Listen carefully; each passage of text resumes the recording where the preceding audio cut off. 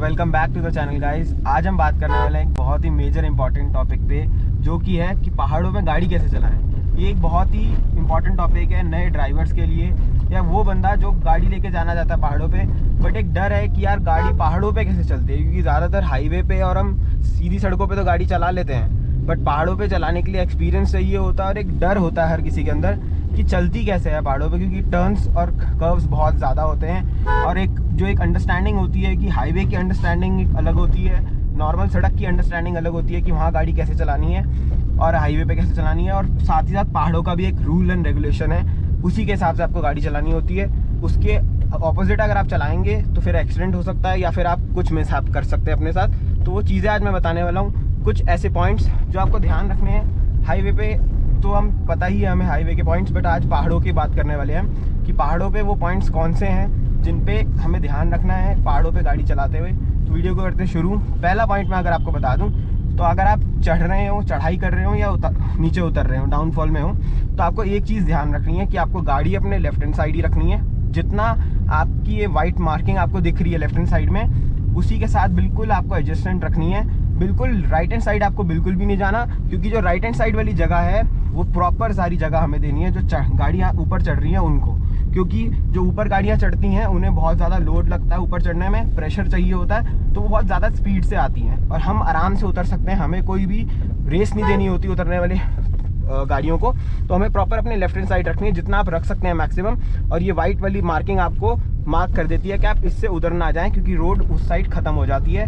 तो ये चीज़ों का आपको ध्यान रखना है। ये मेजर एक पहला पॉइंट है, ये मेजर एक पहला रूल है जो आपको ध्यान में रखना है कि अगर आप पहाड़ों पे चल रहे हैं तो आपको हमेशा लेफ्ट हैंड साइड रखना है, चाहे आप ऊपर चढ़ रहे हो या नीचे उतर रहे हो। सेकंड पॉइंट की अगर मैं बात करूं, तो ये जो बीच में आपको मार्किंग दिख रही है, इस मार्किंग का भी प्रॉपर आपको ध्यान रखना है कि इसी मार्किंग के अंदर चलना है। जब तक आपको प्रॉपर जगह नहीं मिल रही या फिर कोई ऑब्जेक्ट आपके वे में खड़ा है और ऑब्स्टिकल है, तब तक आपको इस वाइट मार्किंग के उधर नहीं जाना, क्योंकि उधर की मार्किंग सामने वाले लोगों के लिए चढ़ने के लिए है, ना कि आपके लिए। तो वो चीज़ों का आपको प्रॉपर ध्यान रखना है। अगर मैं नेक्स्ट पॉइंट की बात करूं, तो जैसे अभी ये ब्लाइंड कट मेरे सामने आ रहा है, मुझे कुछ नहीं दिख रहा कौन आएगा कौन नहीं, तो मैं सेफ साइड के लिए इसमें एक हॉर्न मार दूंगा, जिसकी वजह से मेरे को अगर कोई सामने से आ रहा होगा तो वो मेरे को रिवर्ट बैक करेगा हॉर्न बजा के। अगर वो नहीं भी करता है तो मैंने उसे बता दिया कि मैं सामने से आ रहा हूँ, तो मेरे लिए स्पेस छोड़ देगा और मैंने उसके लिए प्रॉपर अपनी स्पेस छोड़ दी है। और जो कर्व्स हैं, जो टर्न्स हैं, उन पे प्रॉपर एक स्पीड जो है वो भी आपको मेंटेन करके रखनी है, चाहे आप एक्सपीरियंसड हो या फिर लर्नर हो। जो लर्नर है या फिर जिसने पहले कभी भी नहीं चलाई है, उसको तो 20, 25, 30 की स्पीड से ऊपर कभी भी जाना नहीं चाहिए, चाहे वो ऊपर चढ़ रहा हो या फिर उतर रहा हो नीचे की तरफ। क्योंकि अगर आपको एक्सपीरियंस नहीं है उस लेवल का कि आप तेज स्पीड में ऊपर नीचे चला सको, क्योंकि अभी आपको धीरे धीरे हैबिट पड़ेगी, तो उसकी वजह से आपको एक प्रॉपर स्पीड मेंटेन करके रखनी है। क्योंकि अभी जैसे मैं रेस नहीं दे रहा, नीचे अपने आप उतर रही है।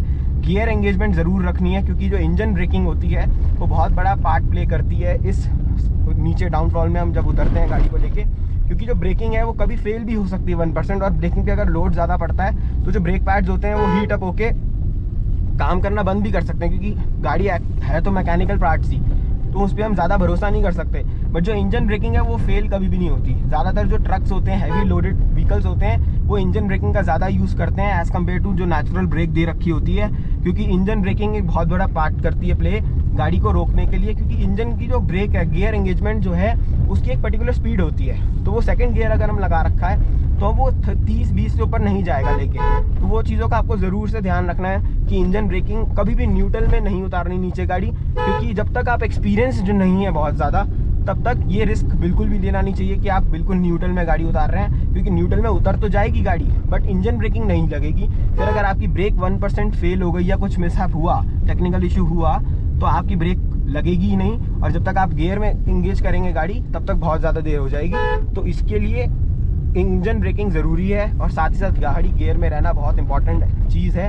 अगर आप देखें तो मैंने प्रॉपर इसके अंदर गियर एंगेज कर रखे हैं, कोई भी मैंने न्यूट्रल में गाड़ी नहीं उतारी अभी तक।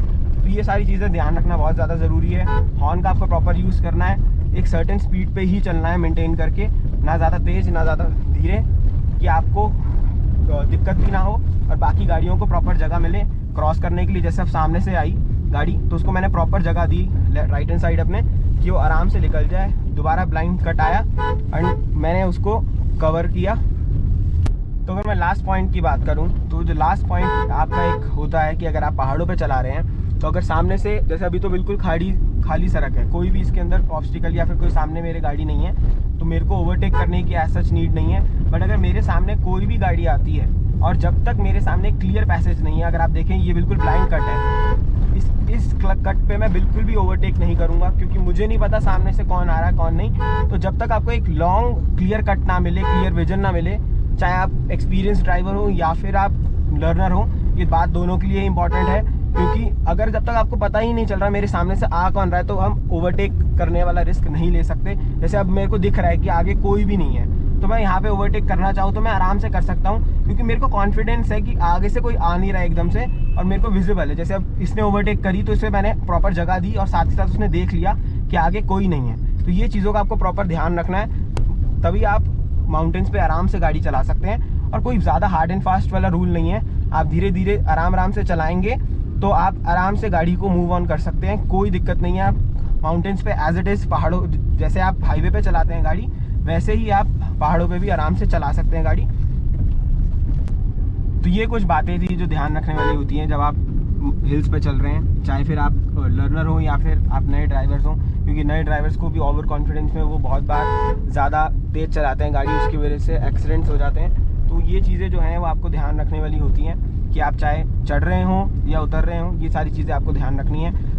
चढ़ते समय एक चीज़ का और ध्यान आप रख सकते हैं कि आपको गियर एंगेजमेंट बहुत ज़्यादा इंपॉर्टेंट है।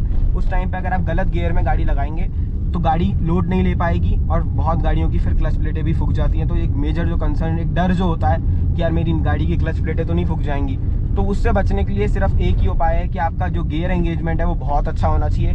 आपको पता होना चाहिए कि मेरा इंजन जो है गाड़ी का वो कितना कैपेसिटी और कितना लोड ले सकता है। क्योंकि अगर मैं बात करूं कम से कम 1200 सीसी का अगर आपका इंजन है तो वो लोड लेगा हाई हिल्स पे, क्योंकि उसके ऊपर उतना कैपेबल नहीं होता वो कि 4-5 बंदों को वो बिठाए और लगेज भी उनका कैरी करे। तो वहाँ आपको गियर एंगेजमेंट रखनी है ढंग से कि आप फर्स्ट, सेकंड और थर्ड गियर से ऊपर ना जाएं और उसी के आसपास ही चलाएं गाड़ी अपनी, क्योंकि वो इंजन लोड मांगता है। क्योंकि मैं गाड़ी अभी इस टाइम चला रहा हूँ उसका 1100 सीसी का इंजन है, अराउंड आप मान के चलो 1000 सीसी ही ज़्यादा, 1200 सीसी हो जाता है। तो उसके हिसाब से अगर मैं फील करूँ तो वो एक इंजन तब भी अंडर पावर है। बट जिसका अगर 1500 सीसी का इंजन है तो वो आराम से फोर्थ गियर में भी गाड़ी ऊपर उठा सकता है, उसकी गाड़ी लोड ले लेगी उतना, क्योंकि उसके अंदर उतना टॉर्क लेवल है, पावर फिगर है कि इंजन लोड ले सकता है काफ़ी अच्छे अमाउंट में। तो ये चीज़ों का ही ध्यान आपको रखना है, जिससे आपकी क्लच प्लेटें भी बच सकती हैं फूकने से।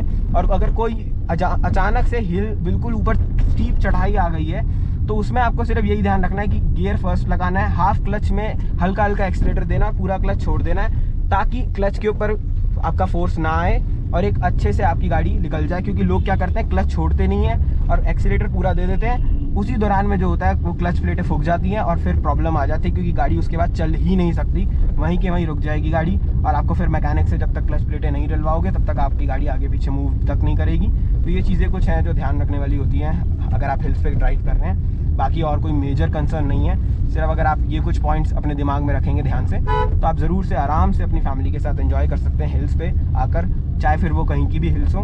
बट हाँ, practice makes a man perfect. आपको प्रैक्टिस करनी पड़ेगी हिल्स पे 1-2 बार अगर आप आएंगे, और आराम से आप अपनी ड्राइव कर सकते हैं हिल्स पे। क्योंकि एक बार आपको आदत पड़ जाएगी तो आपके पता चल जाएगा कि आपको किस गियर में, मेरे को सही गियर में रखनी है गाड़ी, जिसके थ्रू मैं अपनी गाड़ी को आराम से हिल्स पे चला सकता हूँ।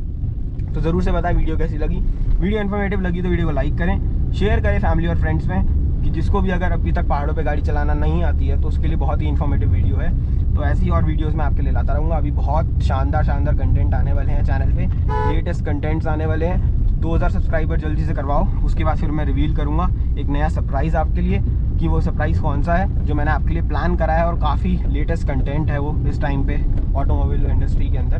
तो देखते हैं जल्दी से, जिस दिन ही 2000 सब्सक्राइबर मेरे पूरे हो जाएंगे उस दिन मैं आपको फाइनली बता दूंगा कि वो सरप्राइज़ क्या है जो आप सबके लिए मैंने प्लान किया है। काफ़ी लेटेस्ट कंटेंट है, काफ़ी लोगों को पसंद आएगा वो। तो मिलते हैं उस वीडियो के साथ जल्दी ही, जिस दिन मेरे 2000 सब्सक्राइबर कंप्लीट हो जाएंगे।